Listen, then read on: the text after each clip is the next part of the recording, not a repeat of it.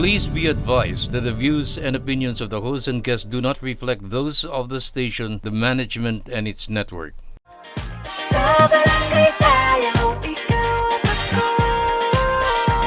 Nagbibigay ng aral sa mga kagawad at kapitan. Sa barangay tayo. Welcome back mga kabarangay, at gaya nga po ng ating nabanggit kanina, ang mga issues po at mga tanong po ninyo ay susubukan po nating sagutin ngayong araw. Kags Butch, pag-uusapan po natin ngayong araw at tungkol po sa ating mga barangay budget issues. Sayang nga lang po wala po si Kap ngayon dahil for sure madami pong maibabahagi sa ating impormasyon si Kap, pero marami din po tayong itatry na saguting mga tanong. Yes. Alam mo, yung mga tanong na yan, yung babanggitin ni SK May, lahat yan nasagot na through DILG opinion at saka nasa local government code. So, madali na naman mag-research. Okay. Pero para sa inyo po, i-flash namin sa screen yung katanungan at saka yung sagot, and then magko-comment po kami. So, para mas malinaw po ang usapan natin, tsaka practical nating pinag-uusapan. Opo. Simulan na po natin, Kags Butch. Unang-unang tanong po sa atin ay, are punong barangays authorized to purchase transport and heavy equipment daw po for their respective barangays? Yes, pursuant to Administrative Order Number 339 dated June 6, 1997, punong barangays, among others, are authorized to purchase transport and heavy equipment for their respective barangays out of unencumbered local funds covered by an appropriation ordinance, specifically authorizing earmarking the appropriations for the purpose subject to the specifications enumerated under the said order. Okay, nagkabulol-bulol tayo doon dahil English. Pero ang ibig sabihin niyan, kung pwede raw kumuha ng sasakyan, ano ba, o tricycle, o kaya panghatid sa mga tao, o kaya ambulansya, o anumang kinakailangan sa barangay, alam niyo na po yan, ang kapitan, yes, pwede. At siya mismo, pwede. Ngayon, ang tanong, pwede ba daw kahit ibang gamit? Siyempre, yan na.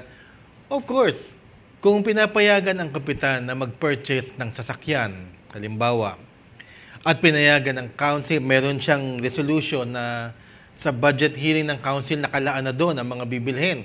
Tricycle, portano, 2 motor, mga ganito. Naandun na rin siyempre yung mga office supplies, naandun na rin siyempre kung anong kinakailangan sa peace and order, mga radyo, naandun na ho yan. Kaya kung meron kayong resolution, mas madali. Pero authorized talaga ang kapitan na kumuha mismo ng mga ganyang gamit sa barangay. Pero syempre, Kags Butch, ito po ay subject pa rin po sa proseso po ng pagbabudget ng barangay pagdating po sa procurement at paggawa po ng resolusyon. Yes. Ayan po, malinaw na malinaw po. Ito naman po kasunod, Kags. Ito naman po, Kags Butch, yung kasunod po nating tanong, can the barangay IRA shares be withheld by the DBM? Mga kabarangay, the DBM cannot unilaterally deduct or withhold the IRA or IRA shares of barangays in view of the provision of Section 286 of the Local Government Code and the special provision of the General Appropriations Act. Ayan, maraming salamat. Alam nyo, good news, dumating na si Kap. Nakahabol si Kap at mamaya third segment makakasama natin siya. Very happy tayo dyan. Pero susubukan natin sagutin na rin na itong IRA, lumang term na to dapat NTC na, no? National Tax Allotment na po yan. Cannot be unilaterally withheld. Ibig sabihin lang, kung magdidesisyon DBM para i-withheld ang inyong NTC, hindi ho pwede.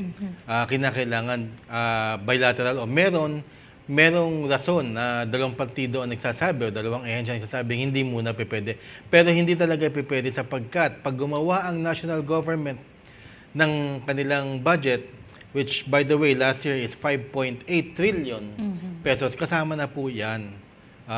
Sinasabit po ng city yan sa national government. At yan po ay nilalaan na.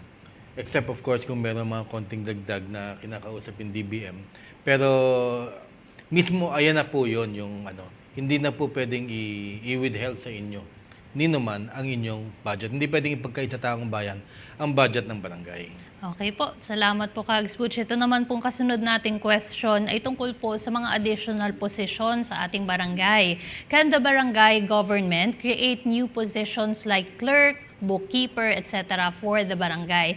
Mga kabarangay, yes po, the barangay may create additional positions other than its present statutory positions based on its service requirement and minimum standards. Prescribed po yan by the Civil Service Commission provided they have complied to the following: revised compensation and position, classification system under RA number 6758, the 55% personal services limitation, and provision for the mandatory and statutory obligations of the barangay. Maraming salamat. So, pwede bang halimbawa may mga ibang barangays na walang admin? Di ba? Dito sa NCR maraming mga admin. Can a barangay create an administrative position, administrative officer? Yes, pwede po. Pero required sila na yung minimum requirement sa local government code, pati na lang sa civil service, kinakailangan sundan. Halimbawa, kung ang minimum requirement must be a registered voter sa local government code at saka resident, yes, kailangan i-follow yon. Sa civil service naman, kinakailangan siguro na halimbawa, let's just say high school graduate or college level, titignan yun. Pero ang pinaka-importante, kailangan mag-comply din sa limitations na nire-require on minimum wage ng gobyerno. Kinakailangan na halimbawa kung mag-create kayo niyan, hindi kayo pwede mag-create ng above salary wage na in-earn ng halos pantay-pantay lahat na admin officers sa iba't ibang barangay. Hindi pa pwedeng 10,000 lang doon, 15,000 pala, mag-create kayo ng position para magbigay kayo ng 35,000. No, bawal sa batas yun. Kinakailangan sumunod pa rin kayo sa mga batas nasyonal. Ayan po, maraming salamat Kags Butch at malinaw na malinaw po tayo dyan. Ang kasunod naman po nating katanungan at panghuli po nating tanong sa ating segment po na ito, can a barangay hire private lawyers in connection with suits filed against barangay officials in line with the performance of their duties and functions chargeable against the funds of the barangay?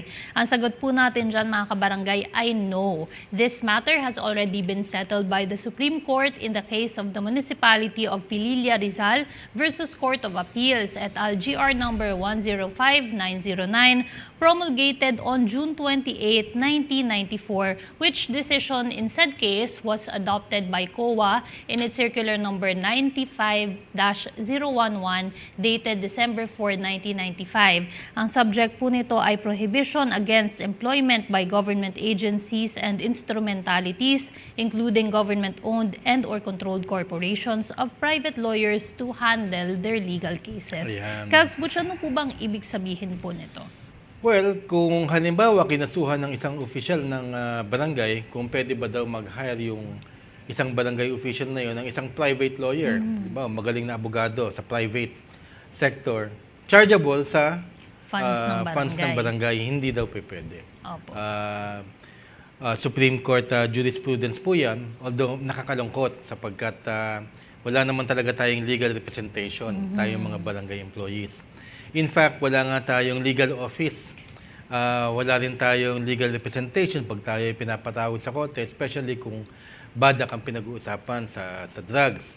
Minsan, nako-contempt of court tayo, hindi natin alam ang sinasabi natin, which is understandable. Korte na po yun, malayo na po sa ating pinag-aralan. At hindi tayo basta-basta pwede mag-hire. Although, hindi wala naman nagbabawal na humingi ng advice. Opo. Ayun lang naman yun. Pwede kayong humingi ng advice. Pero not chargeable sa barangay. Okay. Sana ang pinaglalaban natin at tatanungin natin si Cap Don din na mamaya.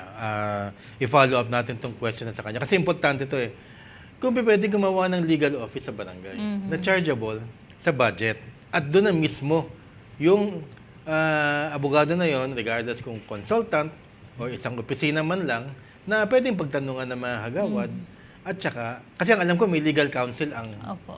konseho Pero ang walang legal representation ang buong barangay. So tatanungin natin kay Cap Don yan. Abangan niyo po, maganda po yung sagot niyan. Ayan po, maraming salamat po Kags Butch. At mga kabarangay, gaya nga po ng nabanggit natin kanina, nandito na po si Cap at sasagutin po ni Cap ang atin pong ilang mga katanungan din po tungkol naman po sa sources of income po ng barangay. Napaka-importante at napaka-interesting na topic po niyan. Lahat po yan ay pag-uusapan natin sa pagbabalik ng Sa Barangay, Tayo. Sa barangay tayo, ikaw at ako. Nagbibigay ng aral sa mga kagawad at kapitan. Sa